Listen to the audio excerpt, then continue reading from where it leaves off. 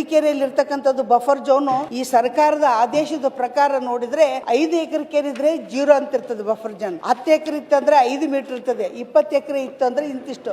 ಈಗ ಇದು 100 ಎಕರೆ ಅಂದಾಜು ಕಟ್ಟಿಕೊಡ್ತಕ್ಕಂಥ ಕೆರೆ ಮಿನಿಮಮ್ 25 ಮೀಟರ್ ಬಫರ್ ಜೋನ್ ಇರಬೇಕು ಅಂತ. ಬಫರ್ ಜೋನ್ ಅನ್ನ ಸ್ಮ್ಯಾಶ್ ಮಾಡಿ ಒಡ್ಡನ್ನ ಒಡೆದು ಒಳಗಡೆ ನೀರನ್ನ ಬಿಟ್ಟು ಅದ್ರ ಒಳಗಡೆ ಹಗಲ 40 ಫೀಟು ಮತ್ತು ಉದ್ದ 100 ಫೀಟ್ ಅಷ್ಟು ರಸ್ತೆಯನ್ನು ಮಾಡಿಬಿಟ್ಟು ಹಿಂದಿರ್ತಕ್ಕಂಥ ಗುಲಾಬ್ ಶಾವಲಿ ದರ್ಗಾಕ್ಕೆ ಇವರು ರಸ್ತೆ ಮಾಡಿಕೊಡ್ತಕ್ಕಂಥದ್ದು ಅನಧಿಕೃತವಾಗಿದೆ. ನಾನು ಕಮಿಷನರ್ ಅವ್ರಿಗೆ ಕೇಳಿದೆ, ಸುರೇಶ್ ಇಟ್ನಾಳ್ ಅವ್ರಿಗೆ ಕೇಳಿದೆ, ನನ್ನ ಗಮನಕ್ಕಿಲ್ಲ ಅಂತ ಹೇಳಿದ್ರು. ಅದಾದ ನಂತರ ಪೌರಾಡಳಿತ ಕಮಿಷನರ್ ಅವ್ರಿಗೆ ಕೇಳಿದಾಗ ನಮಗೆ ಗೊತ್ತಿಲ್ಲ ಅಂತಂದ್ರು. ಹಾಗಾದ್ರೆ ಇದನ್ನ ರಸ್ತೆ ಮಾಡಲು ಬಿಟ್ಕೊಟ್ಟವ್ರು ಯಾರು? ಆ ಕೆರೆಯನ್ನು ಒಡೆಯಲು ಇವ್ರಿಗೆ ಪರ್ಮಿಷನ್ ಕೊಟ್ಟವ್ರು ಯಾರು? ಇವತ್ತು ಕೆರೆಯನ್ನು ಒಡೆದು ನೀರು ಬಿಟ್ಬಿಟ್ರು, ನಾಳೆ ಬೇಸಿಗೆಯಲ್ಲಿ ಬರ್ತಕ್ಕಂಥದ್ದು.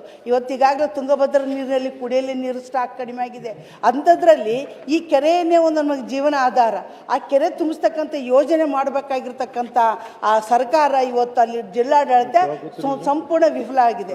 ಯಾರನ್ನ ಓಲೈಕೆ ಮಾಡೋಕ್ಕೋಸ್ಕರ ಕೆರೆಯನ್ನು ಒಡ್ಡು ನೋಡಿದು ನೀರು ಬಿಟ್ಟು ರಸ್ತೆ ನಿರ್ಮಾಣ ಮಾಡೋ ಸಲುವಾಗಿ ಒಂದು ಟೆಂಡರ್ ಕರೆದಿಲ್ಲ, ಯಾವ ಅಧಿಕಾರಿಗೂ ಹೇಳಿಲ್ಲ. ಆಮೇಲೆ ಅಲ್ಲಿರ್ತಕ್ಕಂಥದ್ದು ನಾನು ಹೋಗಿ ವಿಸಿಟ್ ಮಾಡಿ ನೋಡಿದಾಗ ಅಲ್ಲಿ ದೊಡ್ಡ ದೊಡ್ಡ ಟಿಪ್ಪರ್ಗಳು ನಿಂತಿದ್ವು, JCB ನಿಂತ್ಕೊಂಡಿತ್ತು.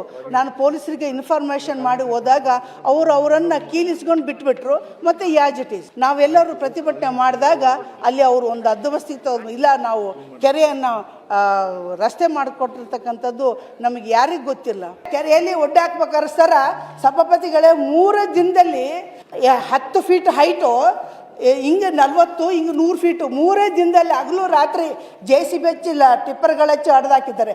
ತೆಗಿಬೇಕಾದ್ರೆ ಯಾಕೆ ಹಿಂಗೆ ಮಾಡ್ತಾರೆ? ಅವರು ಮಾಡಿರ್ತಕ್ಕಂಥ ಅಕ್ರಮ ಕಣ್ಣಿಗೆ ಕಾಣ್ತದೆ. ತೆಗೆದು ಕ್ಲಿಯರ್ ಮಾಡ್ಕೊಡೋಕೆ ಯಾಕೆ ಇಷ್ಟೊಂದು ಮಾಡ್ತಾರೆ? ಮಾಡಬೇಕಾಗಿತ್ತಂದ್ರೆ ಓಲೈಕೆ ಮಾಡಿಬಿಟ್ಟು ಇವ್ರು ಮಾಡ್ತಿದಾರಲ್ಲ, ಅಲ್ಲಿರ್ತಕ್ಕಂಥದ್ದು ಅಕ್ರಮ, ಎಲ್ಲನೂ ಅಕ್ರಮೇ. ಅಲ್ಲಿ ಆಗಿರ್ತಕ್ಕಂಥದ್ದು ಮಸೂದಿ ಅಕ್ರಮೇ, ಅವ್ರು ಕಂಪೌಂಡ್ ಕಟ್ಟಿರ್ತಕ್ಕಂಥದ್ದು ಅಕ್ರಮವೇ. ಇವಕ್ಕೆಲ್ಲ ಬೇಲಿಯದ್ದು ಹೊಲ ಮೇಯ್ತನಂಗೆ ಅವರೇ ಈ ರೀತಿ ಸಪೋರ್ಟ್ ಮಾಡಿದ್ರೆ ಎಲ್ಲ ಬೇಕು.